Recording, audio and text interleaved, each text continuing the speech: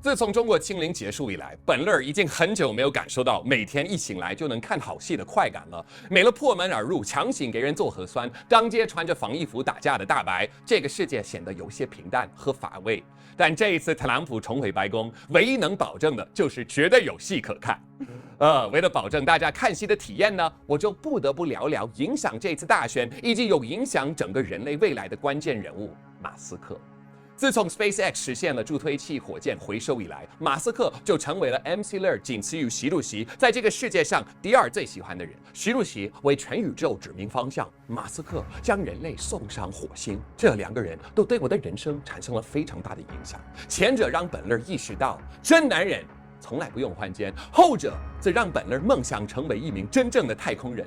后来遇上了物理学就放弃了。But 在这一次美国大选中，马斯克也是自掏腰包花了1亿美元帮助特朗普成功竞选总统。特朗普也很仗义地设置了一个新政府部门——政府效率委员会，让马斯克来领导。MC 勒一直主张，在社会主义国家，尤其是具有中国特色的社会主义国家，铁饭碗就该有铁饭碗的样儿，必须用最低的工作效率换取最丰厚的回报。如果没了国企员工的高调炫富，那谁来替我们展现大国实力呢？但是对于美国的国企，本勒是一点都忍不了的。尤其是想到谷爱凌用我们国家纳税人的钱向美国纳了那么多税，四舍五入就等于中国纳税人也是在为美国这一群效率低下、态度巨差的国企员工付工资。我们中国人怎么这么辛苦？希望这个部门在马斯克的领导下，能让中国纳税人的钱在美国有更好的用途，比如帮高官的小三儿报销在美国生孩子的费用什么的，这样才叫双赢 ，right？ 我们主席应该也想到了这一点，所以相比起4年前沉默了2个星期才给拜登贺选，这一次他居然一起床就打电话给川普，应该也对接下来的4年有那么一点小期待吧。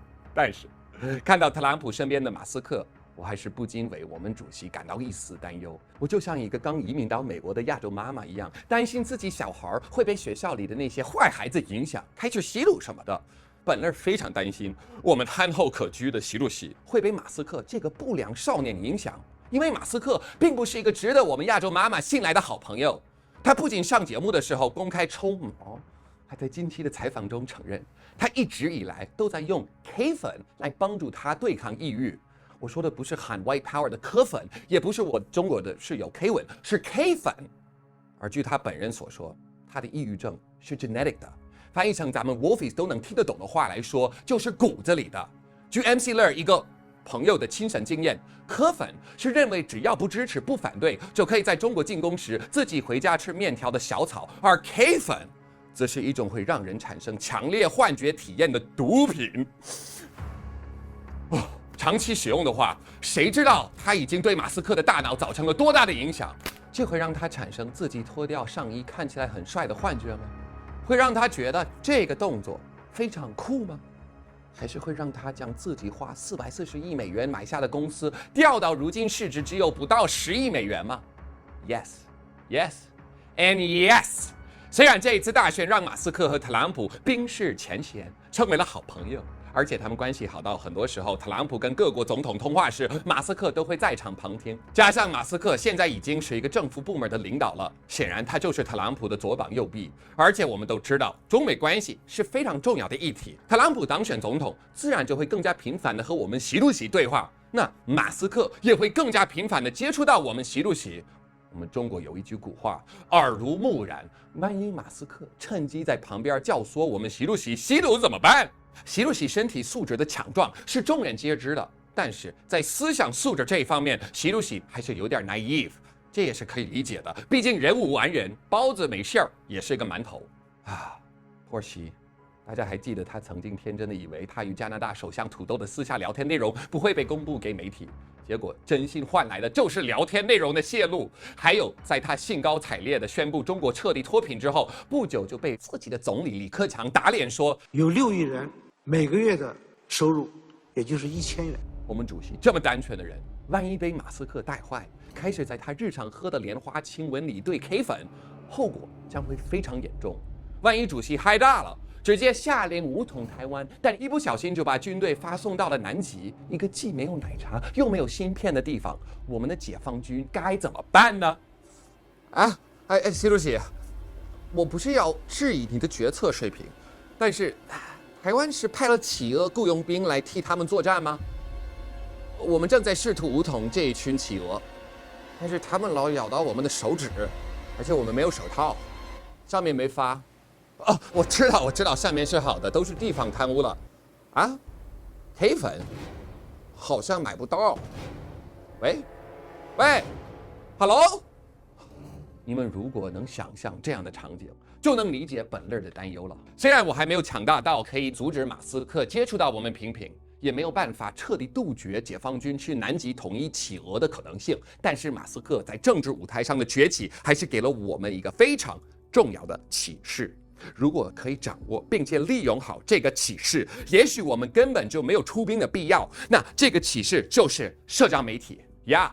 在2022年的时候，特朗普和马斯克还不是现在的相亲相爱一家人。那个时候，特朗普还公开说马斯克是一个谎话连篇的 BS artist。Elon is not going to buy Twitter. You know, he said the other day, "Oh, I've never voted for a Republican." I said, "I didn't know that. He told me he voted for me."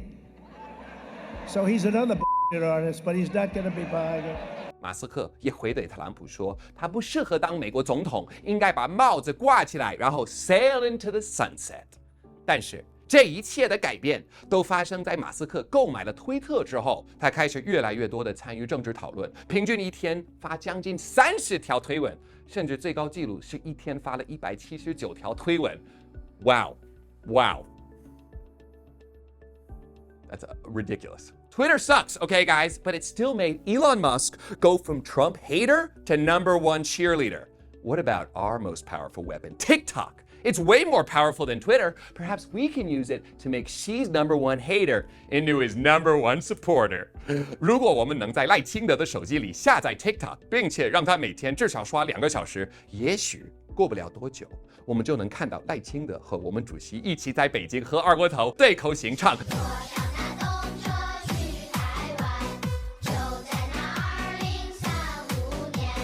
哦，最后说回马斯克，我知道他对于台湾的态度与我党一致，认为台湾是中国不可分割的一部分。